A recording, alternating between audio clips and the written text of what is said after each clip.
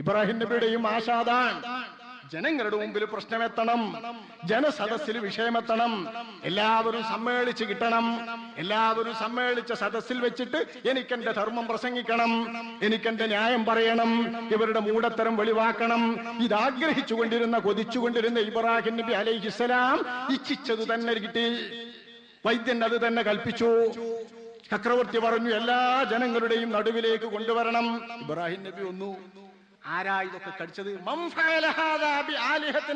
ഇബ്രാഹിം, ഇബ്രാഹിം ആരാണ് ഇതൊക്കെ ഞങ്ങളുടെ ദൈവങ്ങളെ കൊണ്ട് കാണിച്ചു കൂട്ടിയത്? ചോദ്യം തന്നെ നോക്കി. ഞങ്ങളെ ദൈവങ്ങളെ കൊണ്ട് ഏത് മനുഷ്യനായി ഇതൊക്കെ കാണിച്ചതെന്നല്ലേ ചോദിക്കുന്നത്. എന്താ ദൈവം, എന്താ മനുഷ്യൻ? ഞങ്ങളുടെ ഈ ദൈവങ്ങളെ കൊണ്ട് ഈ മനുഷ്യൻ ആരാണോ ഇത് കാണിച്ചത്? ഇബ്രാഹിം നബി അലൈഹിസ്സലാം പറഞ്ഞു ഫസ്അലുഹും ഇൻ കാനൂ യന്തിഖൂൻ. എന്തേ നിങ്ങളുടെ ദൈവങ്ങൾക്ക് സംസാരശേഷിയില്ലേ? മിണ്ടൂലേ? മിണ്ടോലോ? ചോദിച്ചു നോക്കി. അവരോട് തന്നെ ചോദിക്ക്. ഈ വമ്പന്റെ പണിയാ. ബൽ ഫഅലഹു കബീറുഹും. ഈ വമ്പൻ ഇതാ കോടാലും പിടിച്ച് നിൽക്കണേ, അവന്റെ പണിയാണിത്. ഈ കോടാലി പിടിച്ച വമ്പൻ അവന്റെ കീഴ് ദൈവങ്ങളൊക്കെ എന്നോട് മത്സരിക്കാനോ എന്റെ താഴെയുള്ളത് എന്ന് വിചാരിച്ചിട്ട് ഇവയെ മുഴുവൻ പരിശാക്കി കളഞ്ഞു, നിലംപരിശാക്കി കളഞ്ഞു. ഇതാ ഇബ്രാഹിം നബി അലൈഹിസ്സലാം വെച്ചത്. ഫസ്അലുഹും ഇൻ കാനൂ യന്തിഖൂൻ എന്ന് പറഞ്ഞതോടുകൂടെ ഖുർആൻ പറഞ്ഞു തല താഴ്ത്തിക്കളഞ്ഞു അവരൊക്കെ. ഇക്കണ്ട കാലം ഒക്കെ പൂജിക്കുന്ന ഇബാദത്തിന് അർഹമാണെന്ന് വിശ്വസിക്കുന്ന ഈ ദൈവങ്ങൾ മിണ്ടൂല. മിണ്ടാത്ത ദൈവങ്ങളെയാണല്ലോ നമുക്ക് കിട്ടിയത്.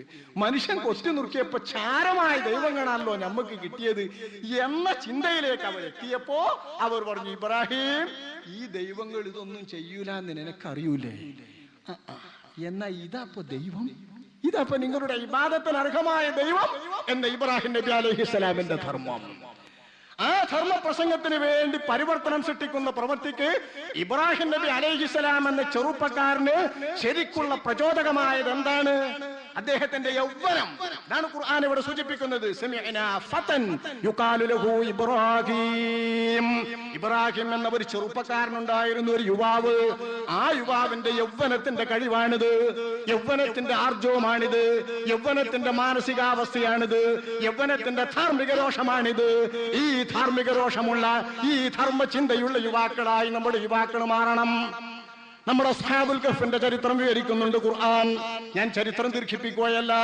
വെള്ളിയാഴ്ചയിൽ ഓതൽ സുന്നത്തുള്ള സൂറത്തുൽ കഹ്ഫ്, സൂറത്തുൽ കഹ്ഫിൽ വിവരിക്കുന്ന ഒരു കൂട്ടം യുവാക്കളുടെ ചരിത്രമാണ്. അല്ലാഹ് പറയുന്നു ഇന്നഹും ഫിത്യത്തുൻ ആമനൂ ബിറബ്ബിഹിം വസിദ്നാഹും ഹുദാ വറബത്നാ അലാ ഖുലൂബിഹിം. എന്താ ഖുർആന്റെ പ്രയോഗം?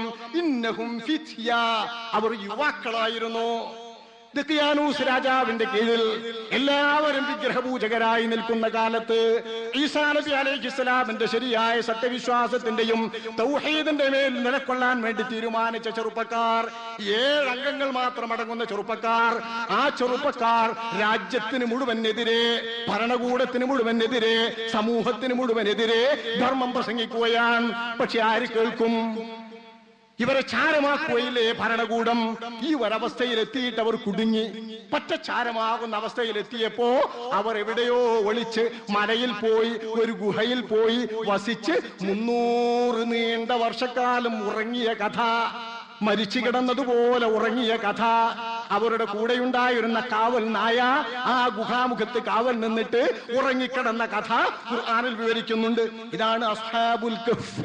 ഈ അസ്ഹാബുൽ കഹ്ഫിനെ വിവരിക്കുമ്പോൾ ഖുർആൻ പറഞ്ഞു ഇതിനവർക്ക് കഴിഞ്ഞത് ഇന്നഹും ഫിത്യ, അവർ ചെറുപ്പക്കാരായിരുന്നു. ആമനൂ ബിറബ്ബിഹിം, അല്ലാഹുവിനെ കൊണ്ട് വിശ്വാസമുള്ള ചെറുപ്പക്കാരായിരുന്നു. വസിദ്നാഹും ഹുദാ, ധാർമ്മിക മനസ്ഥിതി, ധാർമ്മിക രോഷം, ധാർമ്മിക ചിന്ത, ധാർമ്മിക വിശ്വാസം അവർക്ക് അല്ലാഹു തആല വർദ്ധിപ്പിക്കുകയും ചെയ്തു. ഇങ്ങനെയുള്ള നല്ല ചെറുപ്പക്കാർ. എന്നിട്ട് അല്ലാഹ് പറയുന്നതോ വറബത്നാ അലാ ഖുലൂബിഹിം, അവരുടെ ഹൃദയത്തിന് നമ്മൾ നല്ല കരുത്ത് നൽകി. إذ قاموا فقالوا ربنا رب السماوات والأرض لن ندعو من دونه إلها لقد قلنا إذا شططا. രാജാവിന്റെ മുഖത്ത് നോക്കി, രാജസദസ്സിന്റെ മുഖത്ത് നോക്കി, ഒരു നാടിന്റെ മുഴുവൻ മുഖത്ത് നോക്കി, ഒരു സമൂഹത്തിന്റെ മുഴുവൻ മുഖത്ത് നോക്കി, ഒരു ജനതയുടെ മുഴുവൻ മുഖത്ത് നോക്കിയിട്ട് അവർ പറഞ്ഞു റബ്ബുനാ റബ്ബുസ് സമാവാതി വൽ അർദ്, ആകാശഭൂമികളെ പടച്ച യജമാനനായ ഉടമസ്ഥനായ നാഥനാണ് ഞങ്ങളുടെ നാഥൻ. നിങ്ങൾ പൂജിക്കുന്ന വിഗ്രഹങ്ങളല്ല, നിങ്ങളുടെ ദൈവങ്ങൾ എന്ന പടച്ചവന്മാരല്ല. അല്ലാഹു, ആകാശവും ഭൂലോകവും ഒക്കെ പടച്ച അല്ലാഹു. അവനല്ലാതെ ഞങ്ങൾ ഇലാഹെന്ന് വിളിക്കൂല, റബ്ബിനെ അല്ലാതെ ഞങ്ങൾ ഇലാഹെന്ന് വിളിക്കൂല. ഇതെല്ലാം അങ്ങനെ ഞങ്ങൾ വിളിച്ചു പോയാൽ ഞങ്ങൾ വല്ലാത്ത അക്രമമുള്ള വാക്കല്ലേ പറഞ്ഞു പോകുന്നത്, അനീതിയല്ലേ പറഞ്ഞു പോകുന്നത്. അതിന് ഞങ്ങളെ കിട്ടൂല, നീ ചെറുപ്പക്കാർ പറഞ്ഞു എന്ന് ഖുർആൻ പറയുന്നിടത്ത് ഫിത്യ. ഇത് പണ്ടത്തെ സമൂഹമാകേണ്ട. ഈ സമൂഹത്തിലും അത്തരം വീരന്മാർ എത്രയോ കടന്നുപോയി. അഷ്റഫുൽ ഖൽഖ് സ്വല്ലല്ലാഹു അലൈഹി വസല്ലം തങ്ങളുടെ കാലത്തിലേക്ക് പോരാ നമുക്ക്.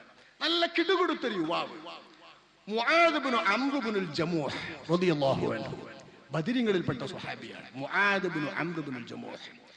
മുആദ് ഇബ്നു അംർ ഇബ്നുൽ ജമൂഹ് റളിയല്ലാഹു അൻഹു ഈ യുവാവായ മകൻ വിശ്വസിച്ചിട്ടാണ് തന്റെ ബാപ്പ വിശ്വാസത്തിലേക്ക് കടന്നു വരുന്നത്. അംർ ഇബ്നുൽ ജമൂഹ് ഖുറൈശികളുടെ ബനൂ സലമ ഗോത്രത്തിലെ നായകനാണ്, വലിയ നായകനാണ്. നായകന്മാർക്ക് അന്തര ഇടപാടുണ്ട്. മദീനത്ത് അള്ളാഹുവിന്റെ റസൂല് വന്നു നോക്കുമ്പോ മദീനത്തെ ഓരോ ഗോത്രത്തിന്റെ ഈ നായകന്മാര് അവരുടെ പടച്ചോമാർ പോലെ വീട്ടിൽ തന്നെ നായകന്മാർ. അല്ലാത്തവർക്കൊക്കെ അമ്പലത്തിൽ, ക്ഷേത്രത്തിലും അമ്പലത്തിലും വെച്ച പ്രതിഷ്ഠകൾക്ക് പുറമെ പടച്ചോന്മാരെ വീട്ടിലും കൂടി വെച്ചവരായിരിക്കും സമൂഹ ഗോത്രത്തിന്റെ നേതാക്കന്മാർ. എന്താ നേതാക്കന്മാർ ഇഷ്ടണ്ടാണ് നേരത്ത് ദൈവം അല്ലെ വീട്ടിൽ വേണം, അങ്ങനെ വീട്ടിൽ ദൈവം. അക്കൂട്ടത്തിൽ അംർ ഇബ്നുൽ ജമൂഹ് എന്ന് പറഞ്ഞ ഒരു ദൈവമുണ്ട്, മനാഫ്. മനാഫ് എന്ന ദൈവത്തിന്റെ പേരാണ്. നമ്മളെ അബ്ദു മനാഫില്ലേ, അഷ്റഫുൽ ഖൽഖിന്റെ ഉപ്പാപ്പ അബ്ദു മനാഫ് എന്ന മനാഫ് ദേവന്റെ അടിമാണ്. മനാഫ് എന്നത് അന്നത്തെ ഖുറൈശികളുടെ ദേവനായിരുന്നു. അബ്ദു മനാഫ് റസൂലുള്ളാഹിന്റെ ഉപ്പാപ്പയാ. പക്ഷെ ഉപ്പാപ്പാന്റെ കാലത്ത് ജനങ്ങളുടെ ദേവനിലേക്ക് ചേർത്ത് അബ്ദു മനാഫ് എന്ന് വിളിച്ചു വന്നതാണ്. നമ്മൾ എന്ത് ചെയ്യാനാ? ഈ മനാഫ് ദേവനാണ് അംർ ഇബ്നുൽ ജമൂഹിന്റെ ദേവൻ. ഈ ദേവന് വീട്ടിലുണ്ട് മുആദും തന്റെ സഹോദരൻ ഒരു മുആദും, രണ്ട് ചെറുപ്പക്കാർ, മുആദ് ഇബ്നു ജബൽ റളിയല്ലാഹു അൻഹു, മുആദ് ഇബ്നു അംർ ഇബ്നുൽ ജമൂഹ് റളിയല്ലാഹു അൻഹു. ഈ രണ്ട് ചെറുപ്പക്കാരും നട്ടാട്ട പാതിരക്ക് എന്ത് ചെയ്യുന്നറിയോ? സ്വന്തം പിതാവിന്റെ വീട്ടിന്റെ അകത്തെ ഏറ്റവും വലിയ സുന്ദരനായ ദൈവം, ആ ദൈവത്തെ എടുത്തിട്ട് മെല്ലെ കയറി കെട്ടി കൊണ്ടുപോയിട്ട് ജനങ്ങൾ കുപ്പത്തൊട്ടിയാക്കി ഉപയോഗിക്കുന്ന അടുക്കാട്ട് കൊണ്ടുപോയി അടിച്ചുവാരിയിടുന്ന മലം കൊണ്ടുപോയി വലിച്ചെറിയുന്ന കുഴിയിലേക്ക് വലിച്ചെറിയും. ആരാ അതിന്റെ ദേവനെ കാണിച്ചു? ഇയാള് നേരം വെളുത്താലപ്പോ ഇറങ്ങി നടന്നിട്ട് പറയും, എവിടെ നോക്കിയാലും കാണൂല. അവസാനം കണ്ടെത്തുന്നത് ഈ കുപ്പത്തൊട്ടിയിൽ. കുപ്പത്തൊട്ടിയിൽ പാവം ഇറങ്ങിയിട്ട് ഈ ദൈവത്തെ എടുത്ത് വൃത്തിയാക്കി കഴുകി സോപ്പിട്ട് വരുതി ശരിയാക്കി അത്തറ് പൂശിയിട്ട് വീണ്ടും കൊണ്ടുവെക്കും വീട്ടില്. പിറ്റേന്ന് രാത്രിയും കാണാനില്ല. ഇങ്ങനെ എത്ര രാത്രി മുആദും രണ്ട് സുഹൃത്തുക്കൾ, രണ്ടാളും ചെറുപ്പക്കാർ, നമ്മുടെ നാട്ടിലെ SYF കുട്ടികളെ പോലുള്ള രണ്ട് ചെറുപ്പക്കാർ. ഈ രണ്ട് ചെറുപ്പക്കാർ വീട്ടിൽ പോയി തോന്നിയാസം കളിക്കാനല്ല ഞാനിത് പറയുന്നത്. ഇത് അഷ്റഫുൽ ഖൽഖ് സ്വല്ലല്ലാഹു അലൈഹി വസല്ലമ തങ്ങൾ ദീൻ പ്രചരിപ്പിക്കാൻ വേണ്ടി വന്ന മദീനത്തെ അന്നത്തെ ദൈവങ്ങളിൽ വിശ്വസിച്ചിരുന്ന ആളുകളെ ദീൻ പഠിപ്പിക്കാൻ വേണ്ടി അന്നത്തെ ആളുകൾ അന്നെന്തെല്ലാം സഹിച്ചുവെന്ന് നമ്മൾ മനസ്സിലാക്കാൻ വേണ്ടി പറയുന്ന ചരിത്രമാണ്. മുആദും വന്നിട്ട് വീണ്ടും രാത്രിയിൽ ഇത് ചെയ്യും. പകൽ ഇയാൾ തന്നെ പണി. കുറെ ശല്യം കേട്ടപ്പോ ഇയാൾ എന്ത് ചെയ്തു? അവസാനം ഒരിക്കൽ തന്റെ വാള് പിടിച്ചിട്ട് ഈ മനാഫിന്റെ കൈ കൊടുത്തു, കഴുത്തിലടുത്തിട്ട്. ഇത്ര മൂടന്മാരാവല്ലോ നിങ്ങൾ നോക്കിയാണ്. വാള് കൈ പിടിച്ചിട്ട് മനാഫ് എന്ന കല്ല് എന്ന ദൈവത്തിന്റെ മേലെ കൊടുത്തിട്ട് എന്താ കാര്യം? കഴുത്തിലവിടെ തൂക്കിട്ടിട്ട് പറഞ്ഞ്, ഇനി നിനക്ക് വേണമെങ്കിൽ നീ നോയിക്കോ, നിന്നെ എനിക്കാവൂല നിന്നെ കഴുകി വൃത്തിയാക്കി കൊണ്ടുവരാന്ന് ദേവനോട്. ദേഷ്യം പിടിച്ചിട്ടുണ്ടല്ലോ ഒരു പറച്ചില്. ഞാനെന്നാ വാള് തന്നേക്കാം, ഈ വാളേറ്റ് നിന്നെ ആരാ എടുക്കാൻ വരുന്നതെങ്കിൽ ഓനെ വേണ്ടത് കൈകാര്യം ചെയ്തോ എന്ന് പറഞ്ഞിട്ട് മൂപ്പര് നോക്കി. പിറ്റേന്ന് നോക്കുമ്പോ ഈ വാള ആവശ്യമുള്ളതല്ല, അതെടുത്ത് വെച്ചിട്ട് വീണ്ടും ഈ വിഗ്രഹത്തെ എടുത്തിട്ട് അന്ന് കൊണ്ടേയിട്ടത് എങ്ങനെയാണെന്നറിയോ? ചത്ത ഒരു പട്ടിയെ ഈ വിഗ്രഹത്തിന്റെ തലക്കൽ കെട്ടിയിട്ട് ചത്ത കെട്ട് മണക്കണ പട്ടിയോടുകൂടെ ഇതിനെ കുപ്പത്തൊട്ടിയിലിട്ട് പിറ്റേത്ത് ഒന്ന് നോക്കുമ്പോ ദേവന്റെ കൂടെ സാധാരണ ദേവൻ മാത്രമല്ല, കുഴുത്ത് മണക്കുന്ന പട്ടിയുടെ ജഡവും. ഇത് നോക്കിയിട്ട് ഇയാൾ വേവലാതി കൊണ്ടു. ഇത് രണ്ടും കൂടി കൂട്ടിയിട്ട് ഇയാൾക്ക് ഇനി വേണ്ട. വളരെ പ്രയാസത്തോടുകൂടെ വേദനയോടുകൂടെ നിൽക്കുമ്പോഴാണ് അങ്ങ് അകലിൽ നിന്നൊരു ചെറിയ സംഘം, ഒരു കച്ചവട സംഘം. അവർ ഒന്ന് നോക്കുമ്പോ അഷ്റഫുൽ ഖൽഖിനെ കൊണ്ട് വിശ്വസിച്ച കൂട്ടരാണ്. അഷ്റഫുൽ ഖൽഖിനെ കൊണ്ട് വിശ്വസിച്ച ഈ കൂട്ടർ ഒന്ന് നോക്കുമ്പോ എന്തേന്ന് വെച്ചാ എന്റെ ദേവനെ എന്നും ഇത് തന്നെ പണി, ഈ കുപ്പക്കുഴിയിൽ കൊണ്ടുവന്നുള്ളൂ. ഏത് ശകടന്മാർ, ഏത് ദുഷ്ടന്മാർ, ആരാണിത് ചെയ്യുന്നത് എന്ന് അറിഞ്ഞൂടെ? എന്നും ഇതന്നെ. ആരാ ചെയ്യുന്നത്? അംർ ഇബ്നുൽ ജമൂഹിന്റെ സ്വന്തം പുത്രൻ മുആദ്, തന്റെ നടക്കാരൻ മുആദ് ഇബ്നു ജബൽ റളിയല്ലാഹു അൻഹുവിന്റെ കൂടെയായി ഇടപാട്. അപ്പൊ ഈ യാത്രസംഘം പറഞ്ഞു, നേരെ തന്നെ ഈ പട്ടിന്റെ ഒപ്പം കെട്ടിട്ടിട്ട് കുപ്പത്തൊട്ടി കൊണ്ടുവന്നിട്ട് എഴുന്നേറ്റ് പോകാൻ പറ്റാത്ത, ഒന്ന് നിലവിളിക്കാൻ പോലും കഴിയാത്ത ഇതിനെ അങ്ങൾ ഈ ദൈവമൊന്നുമില്ല.